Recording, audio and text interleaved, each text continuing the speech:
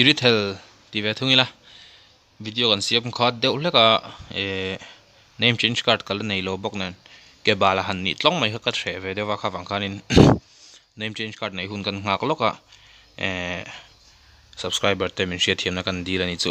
ti chon request om sa te ho po kan ti zung zung turangai la tuna tan chon Irithel inta sela Irithel hi critical chance kan pe fulanga crit damage kan pe fulanga ti chuan talent page ha third hi kan la don ani amaro chu hei poilak thei thawa ama hi tlan pa attack thei ni wangin hei hianin hei kan pek chuanin second som dana mi aka fu piang hianin ama hi ti tlan chak dona misol na tangkai theya emo hei hi second ni dan zela amaro chu ani vek kherlawa 20% chance sunya hi enemy an ka an tlan chak zong timwang turin na thave ve ni anga poni se tin assassin emblem po mil thawa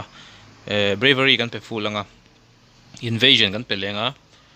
bounty hunter nen tangkai thawani poni se kha chu kan du dani se Irithel hianin spell hi man thei hi nei no la purify potra enemy in stun ran nga lu tuk chuan tin sprint hi atlan chak pa mi nan potra tin escape nan thaboka flicker potra tin I engen yang petrify te potra thawani close range anga chuna mar chu ma hi range hero ni wangin petrify chu tool lota egi potra tin inspire te thleng hina tha ni amaro chu ka soyang khan reng chu retribution hi pek lo ram tur I assassin te anga earlier tanga inform turati an ni lo wangin solo laner an ni do wangin tank in inform puidon thoni chu wang chuna tangkai lem lo egi semo purify flame shot flicker sprint inspire engemo ber hi du bera lak thei don ani ngaponi se egi sila phot meng duna tan chon Irithel hi masaberin passive atangin soi fia taila Irithel hi passive chu I hetia kalpa akap thei hi ni deuh maya amaro chu milo passive danga nei le chu arrow ka hi ni ta ni ku voithum akap ta voithum zela ka pa in hold le zela ni ku voithum zel tin kan thre tur chu item atanga passive anei reng item ina engemo thilti theibik riau apek reng a hi asilai khomi arrow ina aka masak ber amu masaber chi khu kal don ani voithum kap ma se duna khanin amu masaber chi hianin omje chu tuna hian antina nei mea unique passive angate hete lo la taila malefic roar up passive a zonin 40% penetration a petani chu amu thum hian penetration kha nei don lova amu masaber chi khan penetration hi nei don tinani chu passive chu ni tani tlan pa ka le voithum ka tin ama saber ina engeni item passive aman tangkai kha ni deu mai tichuan tuna first skill atangin soi fia tren don taila a first skill kan thianga a first skill hianin an physical defense 15 by 15 in a reduce ani enemy hit an ting ka tiang ai tuna hen first skill ka man fu hi chuan khu an lu chunga khwanin engeni armor lem ke lem om tani khu amje chu an mani hianin defense an nei tani hero tin hen defense tok te su an mani tok an nei veka tin tank te pon nei veka khami an defense akha amaina sak don ani 15 in mo tin amara chu he hian fan shape anei awangin hetlai ka chuna fu don lo ni hetia apol chin khumi apolina khu chin zong khu aka fu tur chu ni tani ka first skill chu ni ta engeni tlema range dewani wangin a hnail tu ka tangai ka chon a thel duai don thwa a hnung lama khana ka phei dei don ani tikhani ka panga ti zon an shield khu ati chelon ani a kap tin a second skill ve thung hi chu cc nia he hen enemy hi slow down tin natalia te angte abiru chi ho conceal ho miya te thleng hian ni an ultimate an conceal lai azong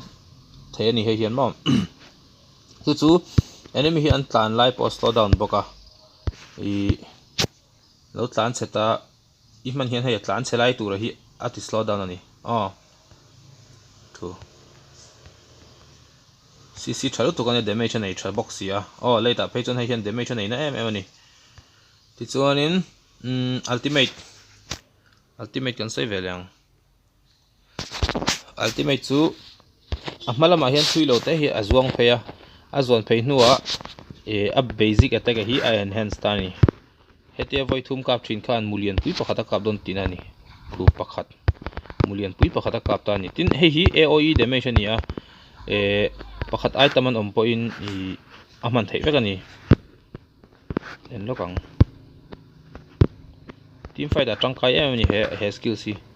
pakhati ka pon a sira mi te khu khoina tel ve vek ani khu AOE damage ani chu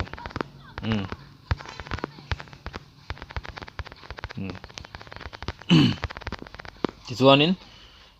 tuna a combination kan sayang combination man dan to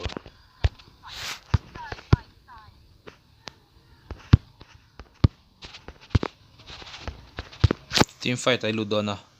unshield it chepotang it's on second skill in slow down te tenga I alti phei pu panga nang ma tlang kwal pa in pakhat poi ka fu chona bulami te zong zong kha an hliam ve vek dona vain kha I man dan tur ani ta ni first skill in shield it chia second skill in tlan cheturi uma hei hian I jump phei boka khalaya kha kan ti thai lokang first skill in tia an tlan chetur second skill in tia hei hian I zuan phei bok ta mara chu shetur chu alti hian zuana wangin I nai chilu thukin ka zuan du su la san chu ma hi name ve siamo khalai khanin thi te hlom ve ni ai da tang ve kon ni kap ma saber mi po kap la hnunga mi chu an na tel vek thawani chu wang chuanin an om khom hnai chuanin itan chun advantage chu tu kani ti chuan build kan sayang Irithel chu normal critical build ani maya movement attack speed kan pe a swift boot ti chuan scarlet phantom berserker fury ti chuanin endless battle lifesteal amo chuanin amaro chu kan chet tu lai chu ka kan soilok endless battle hi anon narfa ama 15% physical lifesteal thin kha 10% a cheron tla thla to atin a true damage nei kha aron claim to ani item hi aman at tlom pha si lova chulai a chuan a item man hi tlom pha mio lo wangin he ai lak chi po hi pakhat suggest ka nei chu hei hi ni ta ni hei hian physical lifesteal 15% a pe atin ama tim immune boka chu lova ai attack speed a pui boka wangin hei po hi lak chi thau mai ka tuna tanari chon mo amara chu panga ya chon endless bell chu ni lutu kamara chu item ki to sia an nerf na sa angreng sia hei po hi pe ula poina om chuang lo enga poni se hei hi la photila tuna tan chon manna mangte ni vai mana regen le box sia chuan attack speed a chon wind talker chuan blade of despair he full build chu ni ta ni panga ya chuan khu ana am ani damage botin a damage kan full damage kan enang alti chau kan tiang alti chung kan ka pang voi khat voi ni voi thum voi li voi nga voi ru voi sari voi riat voi kwa voi som pakhat som ni som pathum alti zo trap khazong khan jase kha alti chau ani 54,133 damage ani ti chuanin a shield thi reduce saktaila tuna hianin a shield kan reduce sak chung hianin alti sinang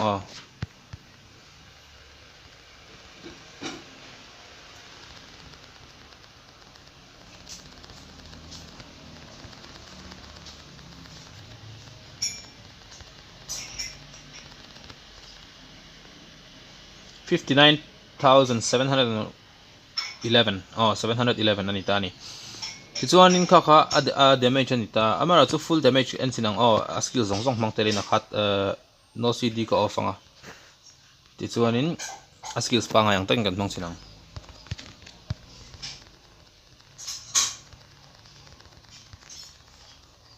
tlan pa yang kan tin san chu ti han skills te poi mang zeu zeu taila man non thei chin china khan khazong khania a damage sang lua ani nga poni se I kha full damage chu ni Irithel hi tin a full build poni boka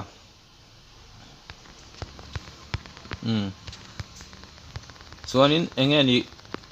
critical kan han tina chan chu attack speed ni lova cloth te anga attack speed ni lova critical kan lak tina chan chu a basic attack ring chan ani wangani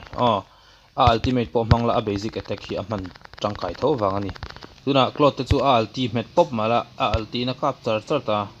mase ani Irithel te ang hi chu ulti in engman ka velo ta chuwang chuanin a basic attack kan ti san hi ngai ta ni chumi wang chuan basic attack enhance tu turata critical damage kan build skills a mi khoina thei anom chuan physical attack speed in kan build thunga halai ha kan shet fia thiama thau me khate kha Irithel bi ga chuan guide ni ta sela apak hi chu mm10 nia harlu tuk tura te pawh kan ngai lo dewa mai kan pang thiam mai tura te pawh han ngai ang